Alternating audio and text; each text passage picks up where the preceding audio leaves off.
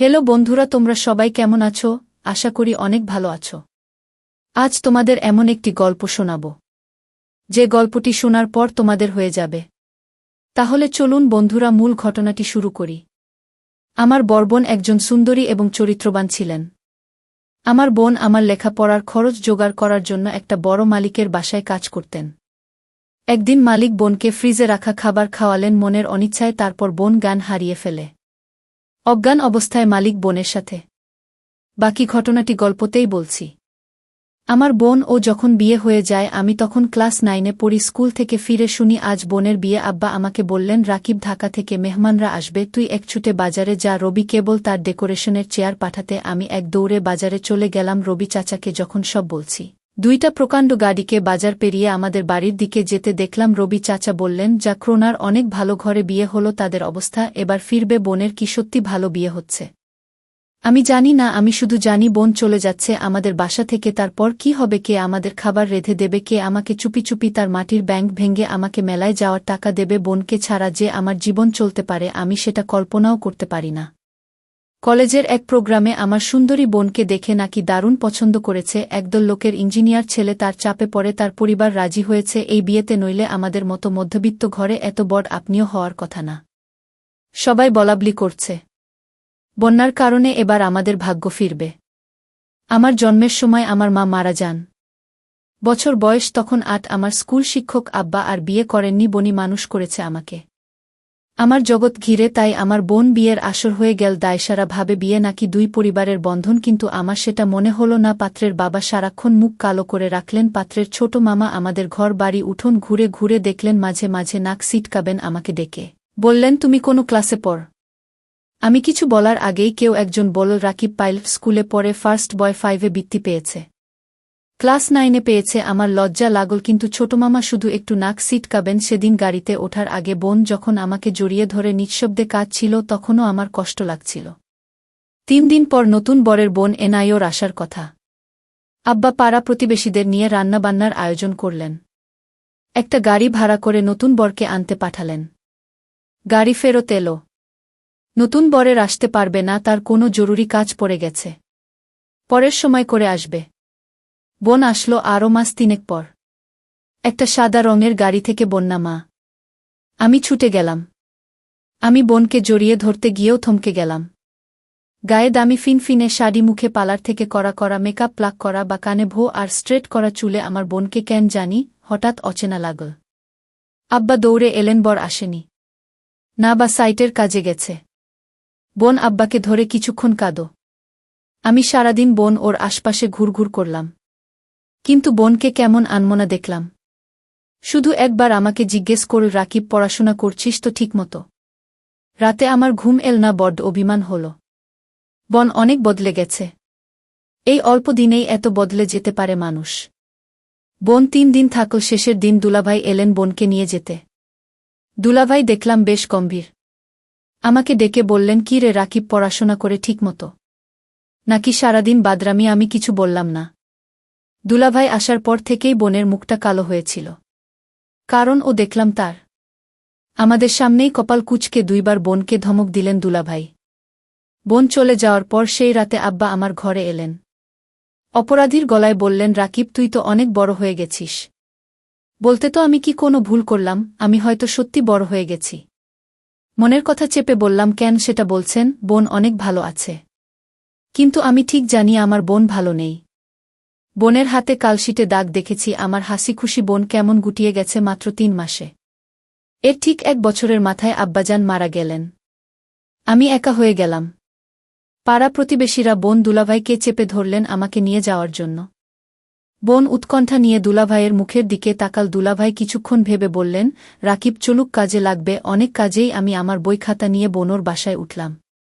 দুলাভাইয়ের পোস্টিং তখন আমাদের গ্রামের কাছেই শহরে। ছোট ছিমছাম 2 রুমের বাসা। আমি এক রুম ভাগে পেলাম। শহরের একটা স্কুলে ভর্তি হলাম। দুলাভাই চাকরির পাশাপাশি কন্ট্রাক্টরের ব্যবসা করতেন। একদিন আমাকে বললেন তার সাইটে গিয়ে কাজ তদারকি করতে। আমার স্কুলের ক্লাস মিস হতে লাগল। আমি বইখাতা নিয়ে কাজের সাইটে চলে যেতাম। সারাদিন কাজ শেষে বাসায় ফিরে খুব ক্লান্ত লাগত। আমার রেজাল্ট খারাপ হতে শুরু হলো। বোন একদিন ভয়ে ভয়ে দুলাভাইকে বল, রাকিব ভালো ছাত্রর পড়াশোনার ক্ষতি হচ্ছে না তো? দুলাভাই তেতে উঠলেন, গরিবের ছেলে খেতে খেতে হবে। পড়াশোনা করে কি হবে, যতটুকু দরকার ততটুকু শিখলেই হবে। বোন তাড়াতাড়ি বলে উঠলেন, ঠিকই তো, রাকিব পড়াশোনা করে প্রতিষ্ঠা পেতে সময় লাগবে। তুই দুলাভাইয়ের সাথে কাজ শেষে অনেক কাজে লাগবে। আমি বোনের কথায় অবাক হয়ে গেলাম। এই বোনই আমাকে তৈরি করেছে। সবসময় বলতো পড়াশোনা করে একদিন অনেক বড় হতে হবে। পড়াশোনা ছাড়া আমার আর কোনো কাজ নেই। আজ কত পরিবর্তন! আমি দুলাভাইয়ের সাইটে কাজ দেখতে লাগলাম। ক্লাস 9-এর একটা কিশোরের জন্য নিশ্চয়ই খুব সহজ কাজ না। কিন্তু আমি শিখতে লাগলাম। সাথে পড়াশোনা করতাম। সাইটের লোকজনের কাছে খবর পেতাম দুলাভাইয়ের কর্মকাণ্ড নিয়ে। দুলাভাই আরও কয়েকজনের সাথে প্রেম করে বেড়ায়। আমি টের পাই। মাঝে মাঝে বোনর চাপা কান্নার আওয়াজ পাই। সকালে কিছুদিন বোনের হাতে নতুন কালশিটে দাগ বোন লুকোতে চেষ্টা করে। আমি বুঝেছি দুলাভাই বোনকে অন্যায় অত্যাচার করে। আমার বোন অনেক বদলে গেছে। আমার মনে হয় আমাকে নিয়ে বোন ভারী অস্বস্তি বোধ করে কেমন পালিয়ে বেড়ায়। দেখা হলে ঠিকমতো কথা বলে না। মাঝে মাঝে দুলাভাই বোনকে পার্লার থেকে সাজিয়ে পার্টিতে নিয়ে যায়। আমার অবাক লাগে। তবু একটা দিন যখন বাসায় দুলাভাই থাকে না, হঠাৎ সেই পুরনো দিনের মতো বোন তেল নিয়ে এসে বলে, রাকিব আয়, তোর মাথায় দিয়ে দিই। আমার চোখে পানি আসে। আমি লুকাবার চেষ্টা করি। একদিন অনেক রাতে ফিরে দুলাভাই আমাকে ঘুম থেকে ডেকে তোলেন। আমি জেগে দেখি দুলাভাই প্রচণ্ড রেগে আছে। আমাকে বললেন, হারামজাদা, তোকে আমি সাইট দেখতে দিচ্ছি, আর তুই সেখানে পড়াশোনা করিস। আমি চুপ করে দাঁড়িয়ে রইলাম। হঠাৎ করে দুলাভাই আমার চুলের মুঠি ধরলেন। বলা, সাইট থেকে 1 লাখ টাকা চুরি করেছে কে? নাকি তুই করেছিস? আমি অবাক হয়ে গেলাম। সাইটে টাকা পয়সা সংক্রান্ত কোনো কিছুর সাথে আমি জড়িত না। আলাদা অ্যাকাউন্ট আছে। তবু বললাম, আমি কিছু জানি না। দুলাভাই, তুই জানিস না? কেন জানিস না? তুই এর সাথে জড়িত শিওর? আমার খেয়ে আমার সাথে দাও তা বাজি দ্বারা। দুলাভাই তার বেল্ট দিয়ে আমাকে মারতে আরম্ভ করলেন। আমি সারা জীবনে কখনো মার খাইনি। পরিবারে আদরে মানুষ হয়েছি। স্কুলে ভালো ছাত্র হওয়ায় স্যারেরা অত্যাধিক স্নেহ করতেন। আমি দেখলাম বোন পাথরের মতো দাঁড়িয়ে আছে। দুলাভাই একসময় খ্যাত দিয়ে চলে গেলেন। আমি সারা রাত বিছানায় শুয়ে কালাম। চেষ্টা করলাম মুখ দিয়ে শব্দ না করতে। আব্বার মৃত্যুর আগে বলেছিলেন, রাকিব, পুরুষ হয়ে গরিব ঘরে জন্মেছিস। সামনে অনেক কষ্ট আসবে। সব তো থাকবেই, কখনো কাঁদবি না। পুরুষদের কাছে নেই। পরদিন সকালে আমার ঘুম শরীরে হালকা জ্বর নিয়ে উঠে দেখি বোন বসে আছে। আমার শিওরে, রাকিব, উঠতে পারবি? আমি মাথা নাড়লাম। হ্যাঁ। তাহলে চলুন। তাকিয়ে দেখি বোন একটা ব্যাগ গুছিয়ে রেখেছে। আমি বললাম, কোথায়? বাড়ি ফিরে যাব, চল। তুই আবার ভালো করে পড়াশোনা শুরু করবি। আমি দরকার হয় বাসায় কাজ করব। 2 জনের একটা ব্যবস্থা হয়ে যাবে। আমি অবাক হয়ে তাকিয়ে রইলাম। বোন আমার জন্য তার স্বামীকে ডিভোর্স দিয়ে চলে এলো এবং সেই বাড়ি থেকে চিরদিনের জন্য চলে এলো। তারপর বাসায় আমি আর বোন থাকি। বোন একটা বড়লোক বাসায় কাজ পেল। তাদের কাপড় ধোয়া, রান্না করা ইত্যাদি তাদের কাজ করতে হবে।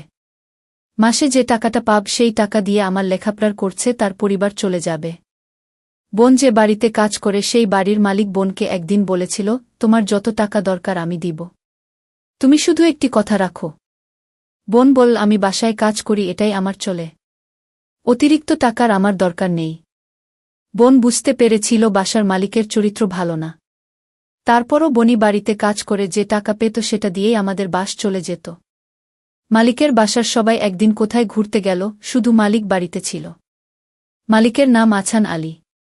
বোন বলল, আজ তো বাসায় কেউ নাই, তেমন কাজ নেই, তাহলে আজ আমি চলে যাই। মালিক তখন বলল, শোনো, অনেক কাজ পড়ে রয়েছে। কি কাজ পড়ে রয়েছে? মালিক বলল, বাসায় কেউ নাই, আমার দেখাশোনা কে করবে? আমি বলেছিলাম, ও তাই তো। মালিকের জন্য রান্না করলাম। ঘর পরিষ্কার করে মালিককে খাবার দিয়ে বললাম, রাত অনেক হয়েছে, আমার ছোট্ট ভাইটা চিন্তা করছে। আমি এখন যাই। মালিক ধমক দিয়ে বলল, এই মেয়ে তুমি বাড়ির চাকরানির। মালিক যখন আদেশ করবে তখন তুমি বাড়ি থেকে যাবে। তার আগ পর্যন্ত এখান থেকে এক পা ও নড়বে না। আমি তখন নিশ্চুপ হয়ে দাঁড়িয়ে রইলাম। আমার মুখ দিয়ে কোনো কথা বের হল না। হঠাৎ মালিক বলল দর্দ কণ্ঠে, মারে, আমার তো ছেলে মেয়ে আছে, তোর কষ্ট আমি বুঝি। তুই তোর মাকে হারাল, বাবাকে হারালি, নিজের স্বামীকে হারালে, এখন ভাইটাকে লেখাপড়া শিখিয়ে মানুষ করার জন্য তুই পরিশ্রম করেছিস। আমি মালিকের হঠাৎ এরকম ভালো কথা শুনে আমি কিছুটা অবাক হলাম। কিন্তু সে মুখে যা বলছে চেহারায় তা প্রকাশ পায় না। আমাকে বলল, আমার স্ত্রী, ছেলেমেয়ে তারা 2 দিনের জন্য তুলে গেছে। আমি বলেছিলাম, আপনি যাননি কেন? আমার ঘোরাফেরা তেমন একটা ভাল লাগে না। আমি এর আগে বহুবার ঘোরাফেরা করেছি, এখন আর ভাল লাগে না। তুই আমার মেয়ের মতো ধর, তোকে আমি কিছু টাকা দিলাম তোর ভাইয়ের সামনে, পরীক্ষা ভালো মন্দ কিছু খাওয়া শেষ। আমি বলেছিলাম আমার টাকা লাগবে না। মালিক তখন আমায় জোর করে টাকাটা হাতে ধরিয়ে দিল। আমি না নিয়ে পারলাম না। মালিক আমার প্রতি হঠাৎ এমন দরদ দেখাচ্ছে কেন? যখন মালিকের ছেলে মেয়ে বাড়িতে ছিল তখন তো তিনি এরকম দর দেখায়নি। আমি মালিকের এরকম ভালো ব্যবহার দেখে কিছুটা অবাক হলাম। এরকম কথা বলতে বলতে প্রায় রাত 1-1টা বেজে গেল। ওদিকে আমার ভাই আমার জন্য চিন্তা করছিল। আমি মালিককে বলেছিলাম, এখন আমি যাই। সে তখন বলল, না, আজ তুমি যেতে পারবে না। এই বাড়ি তোমার পাহারা দিতে হবে। আমি বলেছিলাম, দেখুন সাহেব, আমার ডিউটি তো সকাল 6টা থেকে সন্ধ্যা 6টা পর্যন্ত। মালিক তখন আমাকে অবাক করে বলল, তাই বলে যদি আমার সমস্যা হলে তুমি দেখবে না? আমি তো তোমারে আমার মেয়ের মতোই দেখি। মালিকের কি উদ্দেশ্য ছিল আমি তা জানি না, তবে এটুকু বলতে পারি মালিক তেমন ভালো না। তবে আজ আমার সাথে খুব ভালো ব্যবহার করল। তবে এর আগে যে আমার সাথে ব্যবহার খারাপ করেছিল তা বলছি না। তবে লোকের মুখে শুনি মালিক ভালো না। কিন্তু আজ মালিক আমাকে কিছুতেই বাড়ি যেতে দিচ্ছে না কেন? আমি সেটা নিয়ে দুশ্চিন্তায় পড়ে গেলাম। এর মধ্যে মালিক বলল, আজ আমি নিজ হাতে খাবার তৈরি করেছি। আমি বললাম, কেন নিজ হাতে আপনি খাবার তৈরি করলেন? খাবার তো আমি রান্না করছি, তার মধ্যে আপনি আবার রান্না করলেন কেন? আরে নামা, সেই খাবার না, ফ্রিজে আমার স্ত্রী আমার জন্য কিছু ভালো খাবার আলাদা রাখত, সেই খাবার নিয়ে আসলাম। আমি বললাম, ও আচ্ছা। তারপর আমায় বলল, নে মা, আমরা একসাথে আজ খাবার খাই, পেটে বড্ড খিদে পেয়েছে। আমি বললাম, আপনি খান, আমি বরং রান্না করা খাবার খাই। মালিক তখন আমার সাথে বায়না করে বলল, দেখো, তুমি যদি আজ আমার দেওয়া খাবার না খাও তাহলে বুঝ তুমি শুধু তাকে ভালোবাসো, এ বাড়ির মানুষদের ভালোবাসো না। আমি তার কথায় কিছুটা অবাক হলাম। মালিক বলল, ঠিক আছে, তুমি খাবারটা খেয়ে বাসায় চলে যাও, তোমাকে ছুটি দিয়ে দিব। আমি তখন খুশি হলাম, বাবার বয়সী একজন মানুষ আমাকে এত করে বলছে, ফ্রিজে রাখা ভালো খাবার খেতে। যাই হোক, আমি শেষ পর্যন্ত হেরে গেলাম। আমি খাবারটা খেলাম, আর ফ্রিজে রাখা খাবার না খাওয়ার জন্য রাজি হলাম তার একটাই কারণ, মালিক বলেছিল আমায় ছুটি দিয়ে দেবে খাবারটা খেলে। আর তাই আমি ফ্রিজে রাখা খাবার খেলাম। খাবারটা ভালোই লাগল, দামি খাবারের আগে আমি এমন খাবার কখনো খাইনি। আমার খেয়ে ভালোই লাগল। খাওয়া দাওয়া শেষ করতেই আমি বললাম, মালিক, এবার যাই। এই কথা বলতে আমি চোখে কিছুটা ঝাপসা দেখতে পেলাম। আমার চোখ অন্ধকার হয়ে আসতে লাগল। আমি বেহুশ হয়ে মাথা ঘুরে পড়ে গেলাম। তারপর কি হয়েছিল তা আমি বলতে পারব না। আমার পরের দিন দুপুরে জ্ঞান ফিরে আমি জেগে দেখি আমি হাসপাতালে কেবিনে শুয়ে আছি।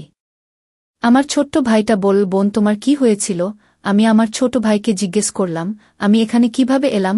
ছোট ভাই আমাকে বলল, বোন, আমি তোমার জন্য অপেক্ষা করতে করতে কখন ঘুমিয়ে পড়লাম। আমি বলতে পারলাম না।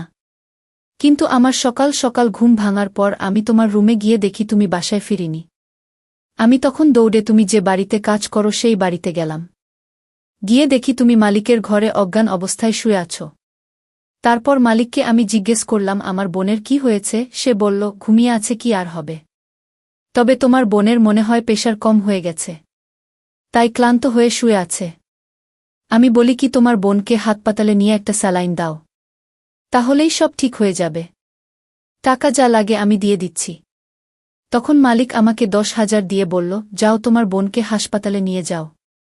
আমি তোমাকে হাসপাতালে নিয়ে আসার পর ডাক্তাররা বলল, পরীক্ষা করতে হবে। ডক্টর বলল, তোমার প্রেশার কমে যায়নি, তোমাকে খাবারের সাথে কিছু মিশিয়ে তোমাকে অজ্ঞান করা হয়েছে। তারপর ডাক্তার বলল, মেয়েটি তোমার কি হয়? ও প্রিয় বন্ধুরা, গল্পটি ভালো লাগলে অবশ্যই কমেন্ট করে জানাবেন। আর নিয়মিত এমন আলাদা স্বাদের গল্প শুনতে ভিডিওটিতে লাইক এবং চ্যানেলটিকে সাবস্ক্রাইব করে সাথেই থাকুন। আর হ্যাঁ, নোটিফিকেশন বেলটি অল করে রাখবেন, যাতে পরবর্তী গল্প সবার প্রথমে আপনাদের কাছে পৌঁছে যায়। ধন্যবাদ বন্ধুরা, ধন্যবাদ সবাইকে।